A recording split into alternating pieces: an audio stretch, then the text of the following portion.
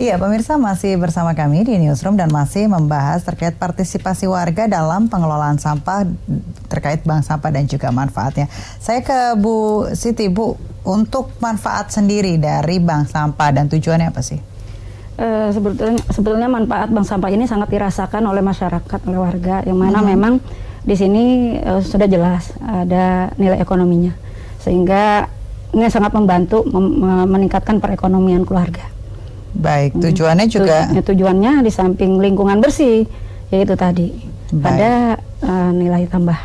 Untuk ibu-ibu biasanya untuk ibu-ibu rumah tangga. Memang sasarannya adalah ibu-ibu rumah tangga. Baik.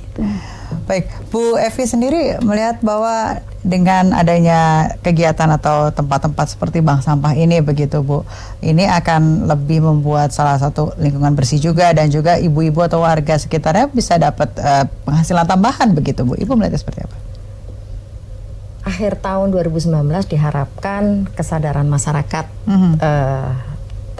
peduli terhadap lingkungan itu bisa terwujud lewat pengorganisasian bank sampah yang mungkin lebih maksimal. Artinya peran serta seluruh elemen masyarakat, RT, RW dan lingkungan semuanya harus sama-sama melakukan gerakan untuk peduli kepada lingkungannya. Akhir tahun 2019 ini diharapkan dari 20% tadi yang saya sebutkan yang aktif bank sampahnya, diharapkan 2019 akhir sudah sampai 50-70%. Jadi mudah-mudahan 1030 RW di Kota Bekasi ini sudah melakukan gerakan peduli lingkungan dengan memiliki bank sampah. Baik, Bu Evi, peran pemerintah sendiri kalau selain tadi yang disebutkan yang akan dilakukan dimulai dari ASN sedekah sampah, apalagi sih Bu rencana-rencana dari pemerintah sendiri untuk sekiranya bisa membantu begitu kesadaran dan juga kepekaan masyarakat? Ke depan saya berharap sih bentuk awareness kepedulian kepada lingkungan ini bisa diwujudkan juga kepada semua kalangan anak-anak milenial nih. Mereka biasanya punya gerakan yang lebih mudah ditiru oleh kalangan seusianya dan mungkin bisa dilakukan edukasinya lewat kegiatan-kegiatan yang bisa memobilisasi anak-anak muda seperti CFD mungkin ya, karena di Bekasi CFD ini juga cukup semarak dan ini sangat potensial bisa dipergunakan untuk event memberikan edukasi kepada masyarakat. CFD atau kegiatan-kegiatan mungkin di mall. Di mall di Bekasi kan mall begitu banyak ya, Bu, ya. Saya pikir ini Pemkot juga harus memberikan warning juga kepada seluruh pelaku usaha di Kota Bekasi untuk mulai juga melakukan 3R tadi. Jadi tidak hanya di tingkat RT RW ya Bu ya, tapi seluruh pihak harus melakukan hal yang sama. Ya, 3R itu reduce, rescue dan recycle dari sampah yang memang sudah dihasilkan oleh warga. Saya ke Bu Siti, Bu. Kalau tadi seperti singgung anak muda sendiri. Nah, kalau di tempat di bank sampah yang Ibu kelola saat ini begitu, daerah Ibu, banyak gak sih partisipasi dari anak mudanya atau lebih banyakkan dari generasi ibu-ibunya atau bapak-bapaknya, Bu?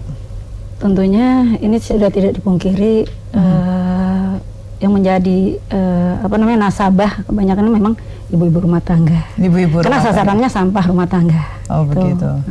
Jadi untuk anak mudanya memang kita sedang bina melalui Karang Taruna agar mereka juga terpanggil. Ya, karena ini untuk kebaikan lingkungan gitu, untuk masa depan mereka juga. Jadi anak mudanya kita ajak ngobrol sehingga mereka pun mensupport.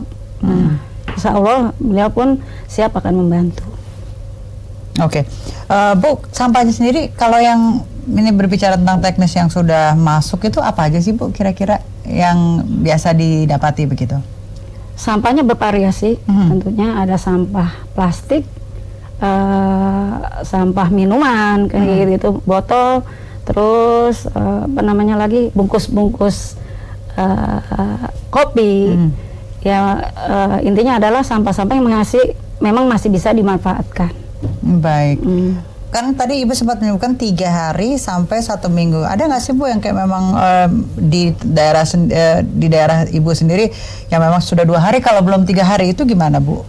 Ya kalau memang sudah ada, tetap harus terkumpul sudah begitu ya, Bu, ya? Ya tentunya kita juga kan buka grup WA di situ. Beliau informasikan langsung petugas menjemput begitu ya. Saya ke Bu Evi, Bu, kalau ini sudah diusahakan begitu sedemikian rupa untuk masyarakat dari semua lapisan, untuk dari RT RW bahkan kecamatan, kelurahan dan sebagainya begitu, untuk begini, kalau nantinya tidak tercapai 50%, ada nggak sih stimulan dari pemerintah sendiri yang ayo nih gimana nih caranya menggalakkan supaya sadar akan sampah itu nggak baik untuk lingkungan begitu, Bu? Ya, program insentif ini perlu disosialisasikan karena mungkin sebagian masyarakat kita juga belum memahami, meskipun sebenarnya bentuk kesadaran kan tidak selalu harus diberikan reward ya, tapi penting juga bahwa masyarakat paham, mereka yang peduli pasti akan ada reward. Nah, ada satu PR nih. Tadi pagi saya sempat ngobrol dengan Bapak Wakil Wali Kota, Bapak Tri Adianto. Satu PR besar di Kota Bekasi adalah segmen pasar nih, Mbak. Segmen pasar recycle dari sampah. Jadi begitu terbatasnya segmen pasarnya, sehingga mungkin ini perlu dibicarakan bersama, karena DKI sendiri kan mensupport cukup, bayangin berapa ribu ton tiap hari ya, 7.000 ton tiap hari itu dari DKI ke Bantar Gebang. Gitu. Artinya ini harus juga menjadi pembicaraan bersama bahwa mereka yang sudah peduli, mereka sudah melakukan daur ulang, pasarnya terbatas. Jadi produk-produk yang mereka sudah hasilkan sudah diproduksi seperti misalnya kain perca. Jadi barang-barang yang sudah di-recycle kesulitan untuk memasarkan. Nah, ini mungkin nanti ada PR tersendiri nih bagi dari kita. Sektor UMKM gitu. Ya, betul. Agar semuanya juga aware, harus peduli, harus mencintai. Sampah induk intinya ya, Bu. Ya, produk lokal kita lewat tadi. UMKM begitu ya. Ibu, kami harus jeda sejenak, pemirsa. Jangan kemana-mana, tetap bersama kami di Newsroom.